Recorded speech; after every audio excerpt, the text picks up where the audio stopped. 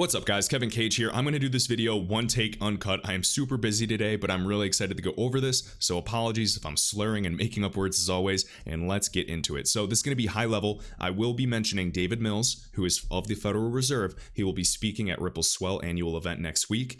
And as we know, he has been advocating Ripple since 2015. I'll show you some of his documents or a quote that he did say back in April of 2015. I believe we've shared this on the channel maybe a year, maybe 2 years ago, but nonetheless, it is very important. We have to look at all of this with a very holistic point of view.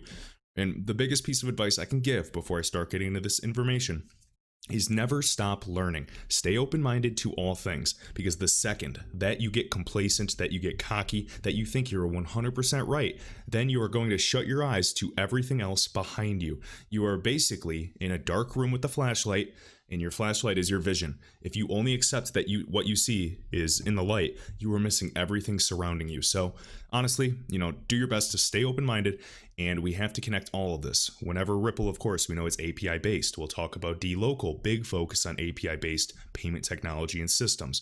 We also know that everything has been migrating to the cloud, just as RippleNet, and now they can deploy RippleNet for new customers within a matter of weeks. And they have a huge partner named Currency Cloud in a variety of countries. This is all interesting, and I believe it does all have something to do with one another. I'm open to all possibilities because we are right now on the leading edge. We are in uncharted territory. I'm not going to listen to anybody that tells me, what is possible or impossible. That's your own limitation, not mine. All right, so every day we're getting closer to find out if we're going to be on the right or wrong side of history. We'll start off with DLocal and finish up with a bang. Let's get into it. So to kick things off, guys, on finextra.com, DLocal enters 3 new markets in Latin America and the Caribbean. We can see Costa Rica, Panama, and the Dominican Republic. Well, who the heck is DLocal? Why do we care? Well, I personally love them. I'm very interested because remember back in 2017 when Ripple basically named that they had more than 100 people strong in their blockchain network, RippleNet. We have DLocal right here. We have, of course, AirWallex. We have their expansion. We covered that. We can talk about, obviously, SCB, one of the largest banks in Thailand. All very interesting, having to do with one another. We know Qualix is one of the first XRP users when XRP had launched. And I want to talk about DLocal because leveraging a proprietary flexible API-based payments technology platform, they now support over 300 payment methods in 23 emerging market countries. Notice the top 5 emerging markets in the world by population: Brazil, China, India. First 3 are BRICS nations, by no coincidence, Indonesia, and Mexico. Remember, we also are live in Bitso as well. So, with XRP at least. Now, notice this. Once their merchants integrate just one time to DLocal's API to accept payments in any of the 23 countries where DLocal operates across Latin America, APAC is Asian Pacific, and Middle East, and Africa. Whenever you see NA, that's typically Northern Africa. We know that Naveen Gupta of Ripple has been working hard in the MENA region, Middle East, Northern Africa. All right? This expansion comes less than a month after DLocal secured $200 million in new funding to become one of Latin America's best-funded venture-backed companies, using this funding to aggressively add more than 13 markets to its coverage in the next 18 months. That's what I call rapid expansion, and across the board we are seeing this. We are seeing Ripple, but you have to watch their partners that already have direct access to them. So with Pareto's Law, if you can get the biggest 20% of the market, you'll have 80% of the market volume. That is what I'm talking about. That's what I look forward to. So you guys can look into this recent expansion, the following payments. You see the compounded annual growth rate for e-commerce, cross-border payments. Should be no surprise. We know how big this is. Most people have mobile phones, even in underbanked populations, but they don't have a bank account. So guess what? Businesses, international businesses, are taking advantage of this money and this cash flow. So I highly recommend looking more into this. And notice, estimated 2.3 billion consumers right here, guys, 450 clients. So, billions of consumers right here with DLocal. Now, what I want to emphasize is this, and this is where it's exciting. So we can see DLocal on the website. We can see their partners, Uber, Nike, Ripple's right here if you guys want to see for yourselves. Payoneer, I know many of you have seen them, Dropbox, GoDaddy, and we can see Wix. We can see also, let me see who else. Earthport, boom. I remember Visa acquired them as well for what, 320, it was a couple $100 million, right? And then MasterCard's partnered with ACI. Now, DLocal, and this is cool because they have an entrance into China as well. We know there's a digital Cold War going on If you're not aware of that, please check that out. The news will not talk about it for some strange reason. DLocal adds WeChat Pay, Alipay, and Union Pay to the portfolio of emerging markets. Remember, Alipay is one of the world's largest mobile networks. All right, and just think of, protocols such as IOP that are going to be the glue for this ecosystem to interoperate with a variety of assets. It doesn't have to be XRP, but they're going to choose a variety of assets based on that specific problem. These popular payment methods expand on DLocals, or sometimes DLocal, so I don't know if it's really based out of South America, payment solutions in China, helping global merchants capture 70% of the market. Interesting. So as always, DLocal, just remember, connected to these guys. WeChat Pay, Alipay, so Alibaba, Tencent, all of these behemoths out of China. All right, now, right here, so XRP_store just showing some of the 2020 keynote speakers for Swell. Of course, we have BG, the OG. We have the World Bank, World Economic Forum, aka remember them naming, and it's Sheila Warren as well, naming this the Great Reset, European Commission, Blockchain Association. They have some very interesting connections as well. ECB, Accenture, of course, with the Digital Dollar Project. You can go on and on. One of the first investors. They're helping globes and central banks across the globe innovate and basically do their real-time gross settlement system overall, just like the Bank of England. And they are an early Ripple investor, and they don't have their own blockchain.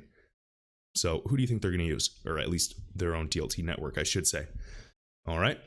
And then Federal Reserve Board, we have David Mills. So who is this guy? Right here, David Mills, and this is shared by X_Anderson, Federal Reserve Board. And you can see his background as well. Current research topics, digital currencies and distributed ledgers, central clearing. Interesting. I would love to see central settlements as well, but same concept.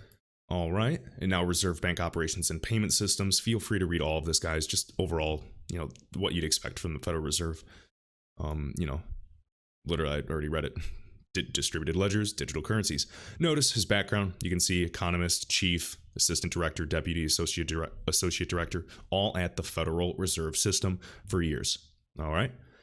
Now, I wanted to show this. So XRP_store showing us Thursday, April 23rd, 2015, the Bretton Woods Committee and the Institute for International Economic Policy. We have David Mills, the Federal Reserve, saying this, and he specifically pointed to Ripple, a dollar to euro encrypted foreign exchange network, as a positive example. If you guys watched my previous video back in the day, Monica Long, 2014, talking about Ripple, and it wasn't just Ripple's the XRP back then, it was the whole protocol of RippleNet in this actual FX exchange that they had built in. It's really exciting. So a guy over at the Federal Reserve was familiar in 2015. No surprise. I mean, we know Ripple was meeting as soon as they were, became Ripple Labs with the Fed originally, which is within itself very, very peculiar. But, Bitcoin maxis don't pay attention to that stuff because they are focused on current price, or they say, but market cap. And that's not going to matter when an asset class transfers value, all the value.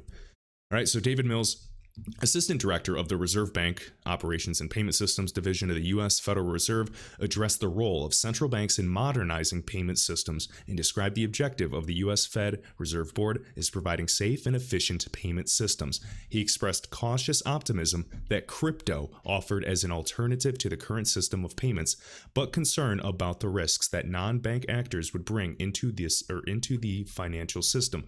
He pointed to Ripple, a dollar to euro encrypted foreign exchange network, as a positive example, but argued that more research is needed before considering government integration. Absolutely, and I think that is pretty interesting right there. And if you guys are bored, just go to Ripple Insights and go read all the articles before 2015, and I think they're going to be very, very insightful. All right, so right here, Board of Governors, Federal Reserve System. Remember, they are the central bank of the United States, providing the nation with a safe, flexible, and stable monetary and financial system. They better kick it into gear, because I don't think that it is going to be stable much longer. And this is going to be a bubble that cannot be prevented. It doesn't matter who the president is. There's been malpractices for years. And what do markets do? They move in cycles. So, it's going to crash eventually, and there's going to be multiple bubbles at play, just like in '08. Next, shared by Crypto Eddie. So this is a great find. Liquid Group and Wing partner up for cross-border payments for 40,000 plus merchants in Cambodia. Liquid Group, just so you know, is based out of Singapore, the largest cross-border interoperability framework through xnap.com. And now Wing is what I'm focused on. Obviously, Singapore is a huge hotbed. It was one of the countries that Chris Larson does like because of their progressive thinking in terms of technology. Now Wing is a Cambodian owned by SBI Holdings Japan. Well, what's relevant about SBI? Just so you guys know, SBI is one of the biggest shareholders of not only the company Ripple, but also R3. So yes, I would at least speculate that there's going to be some vested interests. And if you guys do listen to Yoshitaka Kitao, he is quite bullish and serious about digitization, and the specific use case of XRP is one of the main settlement mechanisms as a obviously bridge asset. So I do think this carries weight, and I'm excited to follow the developments, and I'm sure Eddie will be covering this extensively. All right. Harry _ the cool twin. So this is really cool. So notice the Federal Reserve, guys, they've actually announced approval for a variety of banks right here. And we notice Banco Bradesco. So this is one of the largest private banks in Brazil. So we're going to kind of go through this here, and let's take a look what he's going over here. So we can look. Their consolidated assets of $276.5 billion, third largest bank in Brazil based off of asset size. They engage in retail and commercial banking. We can see their activities, who they operate with as well. Notice we can see they operate in Hong Kong, Luxembourg, Mexico, UK, and the United States. We can go through all of this. All right, now. And remember, when we're focusing on this, we know that the Central Bank of Brazil was in talks with Ripple for quite some time as well. Should be no surprise, because in the DLocal article, I could point it out, but basically just arguing that throughout Latin America, this whole ecosystem, the payment system, is fragmented and siloed. So it should be no surprise.